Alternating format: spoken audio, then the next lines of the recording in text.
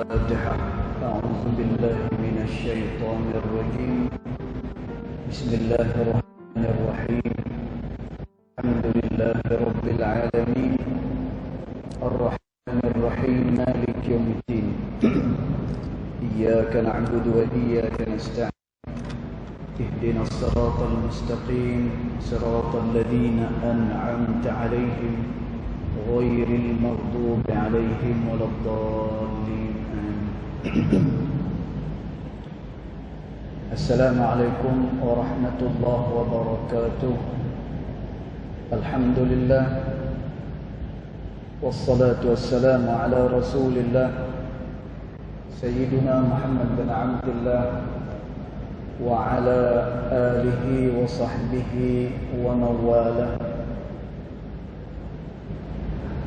أشهد ونشهد أن لا إله إلا الله وأشهد أن محمدا عبده ورسوله. اللهم فصل وسلم على سيدنا محمد عبدك ورسولك النبي الأمي وعلى آله وصحبه وبارك وسلم. ثم أقول رب اشرح لي صدري ويسر لي أمري واحلل عقدة من لساني يفقه قولي أما بعد. قال الله سبحانه وتعالى في تنزيله: لقد كان لكم في رسول الله أسوة حسنة صدق الله العظيم. ربي أدخلني مدخل صدق وأخرجني مخرج صدق واجعل لي من لدنك سلطانا نصيرا. إلهي أنت مقصودي ورضاك مطلوبي فأعطني محبتك ومغرفتك يا أرحم الراحمين. Alhamdulillah, segala puji syukur kita ucapkan kepada Allah Subhanahu wa taala kerana dengan limpah kurnianya, dengan rahmatnya, alhamdulillah, pada hari yang mulia yang disebut sebagai Sayyidul Ayyam, penghulu bagi segala hari, tersimpan di dalamnya segala kebaikan. Jadi mudah-mudahan apa yang kita lakukan pada hari ini, daripada sembahyangnya, kemudian zikir kita dan doa yang kita panjatkan, mudah-mudahan ianya akan diterima pada sisi Allah Subhanahu wa taala. Allahumma amin.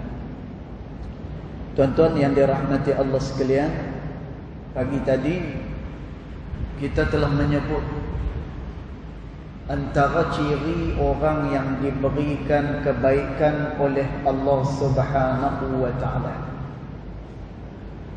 Antaranya kata Allah Subhanahu wa taala, ni kita ulang sedikit. Yang mana kata Allah Subhanahu wa taala, orang yang diberikan kebaikan oleh Dia, tatajafa junubuhum 'anil madaji', yang mana dia menjauhkan belakang tubuh badannya daripada al-madaji', daripada tempat-tempat tidur. Tuan-tuan, maknanya orang ni adalah orang yang kurang rehat. Orang ni adalah orang yang senantiasa melakukan taat kepada Allah.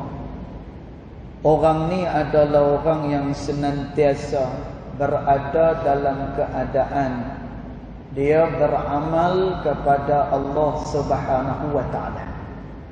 Dan sememangnya kehidupan kita adalah amalan. Kerana tu kalau kita tengok di dalam kitab fiqh misalnya, dalam kitab fiqh dia ada 4 rubuh, ada 4 bahagian. Pertama adalah bab berkenaan dengan ibadah kepada Allah. Tuan-tuan, ibadat kita tak boleh reka sendiri. Kita nak kena ikut tata cara yang ditunjuk oleh Allah, yang diajar oleh Nabi sallallahu alaihi wasallam. Kemudian dalam kitab fiqh kita ada bab muamalat. Tuan-tuan, harta yang ada pada kita perlu diuruskan mengikut sebagaimana yang dikehendaki oleh Allah. Sama ada dari segi zakatnya, penghasilannya, kemudian pinjamannya, hendaklah diurus tadbir dengan Islam. Kemudian yang berikutnya dalam kitab fiqh kita ada munakahah. Kerana kata ulama, manusia ini dia ada quwwatus syahwah. Dia ada kekuatan syahwat. Maka syahwat hendaklah diletakkan pada tempat yang betul. Satu hari Nabi SAW kata kepada para as-sahabah radhiyallahu anhum ajma'in, letakkanlah syahwatmu pada tempat yang benar, kata Rasulullah. Dan sahabat terperanjat, ada juga syahwat yang betul, ada juga syahwat yang dibenarkan. Dan tuan, maka sahabat tanya dengan Rasulullah, ya Rasulullah, bagaimana syahwat yang benar ni? Maka jawab Nabi SAW, iaitulah kepada isteri-isteri kalian. Maknanya syahwat yang diletakkan kepada isteri yang tu yang benar, malah diberikan pahala oleh Allah Subhanahu wa taala. Dan tuan, kemudian yang berikutnya dalam kitab fiqh kita ada jinayat. Biasalah manusia kadang-kadang ada terambil hak orang, kadang-kadang dia zalim pada orang, kadang-kadang adalah kesalahan-kesalahan yang dia buat. Dan tuan, kita hidup ni adalah sebagai hamba Allah.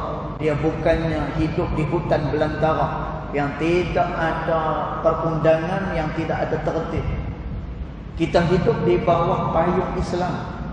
Dan tuan, maka kerana itu Islam sama sekali tidak menzalimi mana-mana individu Muslim. Lalu diletakkan salah satu bab ini yang dinamakan sebagai jinayat. Maka kalau kita tengok tuan-tuan, keempat-empat bahagian ini semuanya adalah peraturan dan juga perundangan daripada Allah Subhanahu wa taala yang wajib dilaksanakan oleh setiap manusia. Maka kehidupan kita adalah beramal kepada Allah, dan ini bertepatan sebagaimana yang Allah taala sebut, wa ma khalaqtul jinna wal insa illa liya'budun. Dan tidaklah aku jadikan jin dan manusia hanyalah untuk menjadi hamba kepada aku, kata Allah. Tuan-tuan, maka ciri yang pertama kita sebut pagi tadi, orang ni tatajafa junubuhum 'anil madaji'. Dia menjauhkan diri dia daripada tempat berehat. Dia tak rehat, dia beramai kepada Allah Subhanahu wa taala. Tuan-tuan, dunia ni adalah tempat untuk kita menanam benih-benih amal kepada Allah. Tuan-tuan, bila sebut amal, jangan kita bayang kita nak kena pegang tasbih 24 jam. Tuan-tuan, jangan kita bayang bila kata beramal kita nak kena duduk dalam masjid 24 jam. Tidak. Macam kita katakan tadi, seluruh daripada kehidupan kita adalah amal kepada Allah Subhanahu wa taala. Maknanya, kalau dia seorang guru, maka dia mengajak sungguh-sungguh mengeluarkan murid dia daripada kejahilan kepada kebenaran dan juga cahaya ilmu. Kalaulah orang ni seorang pembuat rumah misalnya, dan maka dia memperhaluskan kerja-kerja pembuatan dia. Kalau dia seorang peniaga, tuan-tuan, dia seorang peniaga yang jujur dan juga ada niat nak membantu ekonomi umat Islam, tuan-tuan, maka dia dah pun dikira orang yang beramal kepada Allah Subhanahu wa taala. Jadi yang pertama macam tu adalah orang yang menjauhkan diri daripada tempat-tempat tidur mereka. Maknanya tak rehat orang ni, senantiasa dalam keadaan mematuhi segala peraturan Allah Subhanahu wa taala. Kemudian Allah taala sebut, yad'una rabbahum khaufan wa tama'an.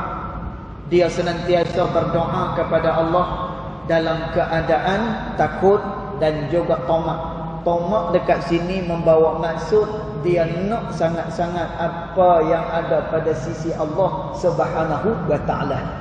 Dan orang yang rajin berdoa, orang yang dia senantiasa meminta-minta pada Allah, dan ada dua kebaikan. Yang pertama, dia adalah orang yang kenal kepada Allah kerana dia tahu yang boleh memberi hanya Allah.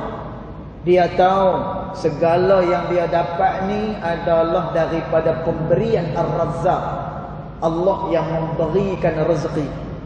Dan tentu yang pertama. Yang kedua, orang yang selalu meminta kepada Allah, dia dikasihi oleh Allah. Kerana Nabi SAW menyatakan bahawa orang yang tak berdoa dengan Allah, Allah Ta'ala murka pada dia. Dan maknanya apa? Allah nak supaya kita ni senantiasa berdoa pada dia. Maka orang yang senantiasa berdoa, khaufan, keadaan dia takut, tamak pula lagi, maka dia adalah orang yang diberikan kebaikan oleh Allah. Kemudian Allah Ta'ala sebut, wa mimma razaqnahum yunfiqun. Dan apa-apa yang kami berikan kepada mereka, mereka infakkan pada jalan Allah. Di sini bukan hanya merujuk kepada harta. Dan ramai daripada kita mungkin dia fikir, aku orang tak ada duit, aku orang miskin, aku tak boleh nak menginfakkan apa-apa pada jalan Allah Subhanahu wa taala. Dan maksud apa yang diberikan oleh Allah, wa mimma razaqnahum yunfiqun.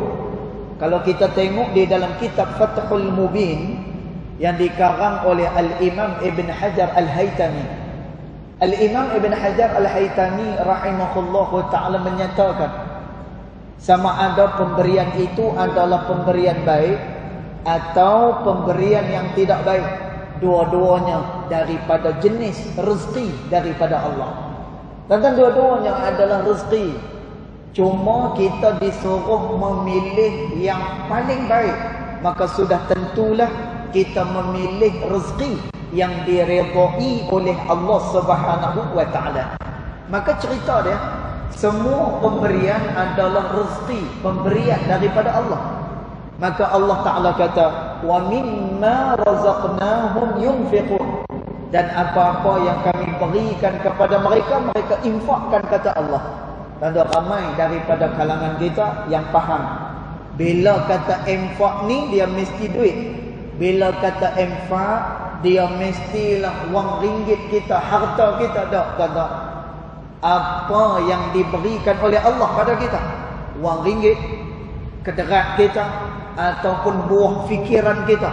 Dan ada orang yang dia tak mampu nak berikan wang ringgit, tapi dia telah memberikan buah fikiran dia. Maka dengan buah fikiran itu telah mengeluarkan orang daripada masalah dengan nasihat-nasihat dia. Dan dia telah menginfakkan apa yang Allah Ta'ala telah berikan kepada dia. Dan mungkin duit tak ada, buah fikiran pun tak ada, tapi dia adalah orang yang kuat. Dan dia adalah orang yang kuat tubuh badan dia. Dan ni dia sapu masjid ni daripada ujung sampai ke belakangnya. Pasal apa? Kederat dia kuat. Dia tengok ahli jawatan kuasa, contohnya nak ekon macam larat, dia seorang boleh angkat. Dan maka dia sumbangkan kederat dia pada benda-benda kebaikan. Dan dia termasuk daripada golongan wa mimma razaqnahum yunfiqun. Dan apa yang kami berikan kepada mereka, mereka infakkan pada jalan Allah Subhanahu wa taala. Dan orang yang beramal macam ni, Allah Ta'ala sebut pada ayat berikutnya, fala ta'lamu nafsum ma ukhfiya lahum min qurrati a'yun jazaa'an bima kanu ya'malun. Maka tidak ada seorang pun yang tahu apa-apa lagi yang disimpan pada sisi Allah sebagai balasan apa yang dia telah lakukan, yang dia telah amalkan, kata Allah Subhanahu wa taala. Dan pagi tadi kita dah terang, sembahyang berjemaah kita 25 darjah. Orang yang main sembahyang subuh berjemaah, dia akan dapat 2 kelebihan. Hari itu dia dilindungi oleh Allah, satu. Kemudian kedua, dia berjalan pada gelapnya waktu subuh, Allah menerangkan jalannya ketika mana dia syurga Allah Subhanahu wa taala. Dan ini yang kita tahu. Ini yang diberitahu melalui Quran, melalui hadis. Tapi ada banyak lagi kelebihan yang tidak diketahui oleh manusia. Apa yang nak diberikan oleh Allah daripada amalan yang dia lakukan. Kerana tu Allah Ta'ala kata, orang yang beramal ni, tak ada seorang pun yang tahu apa yang ku simpan sebagai balasan yang dia lakukan kepada Allah Subhanahu wa taala. Tuan-tuan, kita berdoa kepada Allah Subhanahu wa taala. Mudah-mudahan kita menjadi orang yang ringan tubuh badan di dalam melakukan amal ketaatan pada Allah Subhanahu wa taala bagi mendapatkan kemuliaan pada sisi Allah. Tuan-tuan, nak dapatkan kemuliaan pada sisi Allah Subhanahu wa taala, dia memerlukan kepada mujahadah. Ini yang pertama. Kalau kita nak jadi orang yang mulia, kata Allah Subhanahu wa taala, "Wa man jahada fa innama yujahidu li nafsihi." Siapa dia yang bermujahadah pada jalan, sesiapa yang bermujahadah, maka ketahuilah dia telah bermujahadah untuk dirinya. Dan maknanya apa? Dia mendapatkan keuntungan daripada apa yang dia telah lakukan, apa yang dia mujahadahkan, Allah Ta'ala beri keuntungan kepada dia. Tuan-tuan, sebab itu nak membeli syurga Allah Subhanahu wa taala, tak boleh kita hanya duduk senyap sahaja.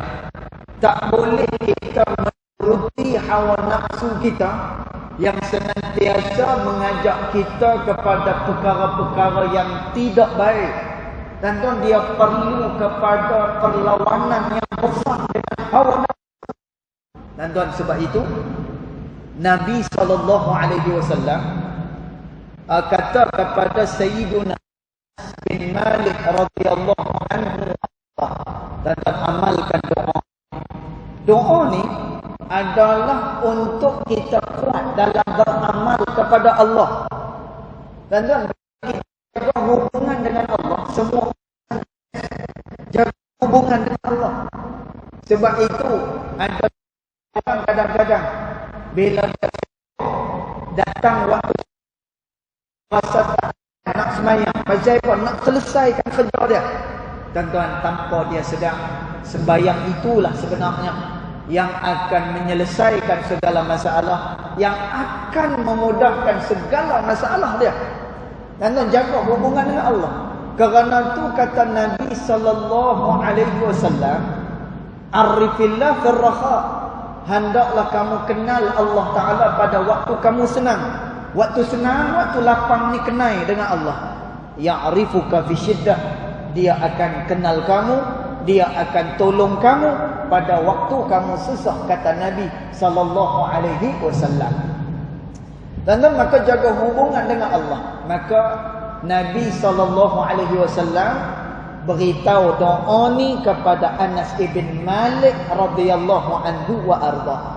Dan satu hari lepas daripada sembahyang, Nabi sallallahu alaihi wasallam kata kepada Anas bin Malik, "Ya Anas, ana uhibbuka." Wahai Anas, aku kasih, aku cinta kepada kamu. Dan tuan, Anas bin Malik ni, dia duduk dengan Nabi SAW daripada dia kecil lagi. Mak dia menyerahkan dia kepada Nabi SAW. Ya Rasulullah, ni kata mak Anas bin Malik, "Ya Rasulullah, aku berikan anak ni kepada kamu. Kamu nak ajak dia, silakan. Atau kamu nak jadikan dia budak-budak kamu. Maknanya nak jadikan hamba kamu. Gunakan ya Rasulullah. Aku infak anak ini untuk kegunaan kamu ya Rasulullah." Dan ni mak Anas bin Malik radhiyallahu anhu wa arda. Maka Anas bin Malik duduk dengan Nabi SAW sebagai pekerja Nabi SAW. Tapi kata Anas bin Malik, selama aku duduk dengan Nabi SAW, aku tak tahu apa kerja yang aku buat. Kerana Nabi ni, kata Anas bin Malik, Nabi lebih suka melakukan perkara itu dengan diri dia sendiri. Tentang perkara ni bukan Anas bin Malik dia cerita. Sayyidatina Aisyah radhiyallahu anha wa ardaha juga cerita. Kata Aisyah, Rasulullah ni kalau kasut dia koyak, maka Nabi sendiri yang akan menjahitnya. Kalaulah baju Nabi yang koyak, maka Nabi sendirilah yang akan menjahitnya. Dan Nabi apa-apa dia suka buat sendiri. Bukan macam kita. Kita suka perintah kat orang. Sampai orang pun rasa cemuih. Nah? Orang pun rasa beban dengan kita. Biasa sikit-sikit kena perintah. Sikit-sikit kena perintah. Tuan-tuan, Anas bin Malik radhiyallahu anhu wa ardah dia kata apa? Aku tak tahu. Selama aku hidup dengan Nabi, apa yang aku kerja, apa yang aku buat. Pasal Nabi ni, dia suka buat kerja dia dengan diri dia sendiri.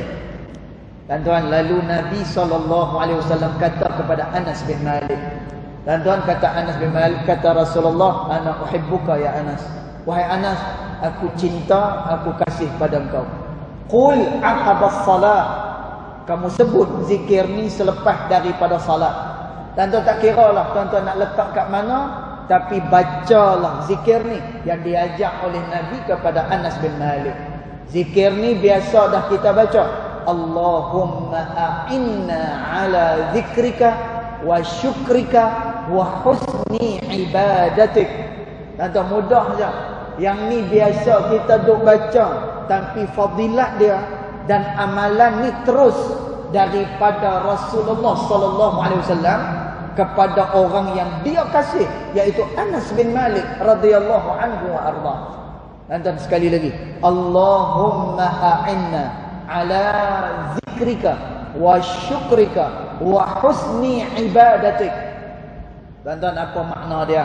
Ya Allah, tolonglah aku ini. Allahumma a'inna ala zikrika. Ya Allah, tolong aku untuk ingat kepada Engkau ya Allah.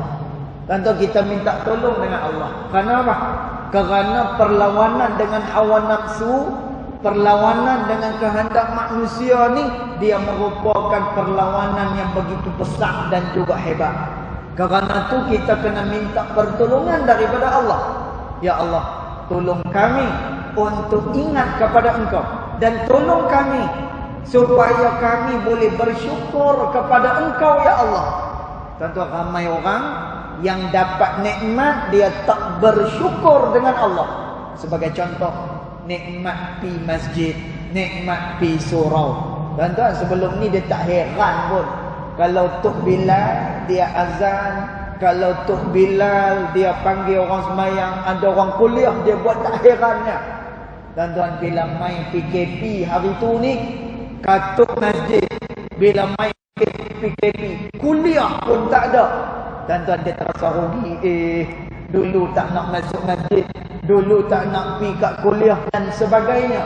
Tuan-tuan, maka kita minta dengan Allah supaya kita pandai untuk bersyukur kepada Allah Subhanahu wa taala.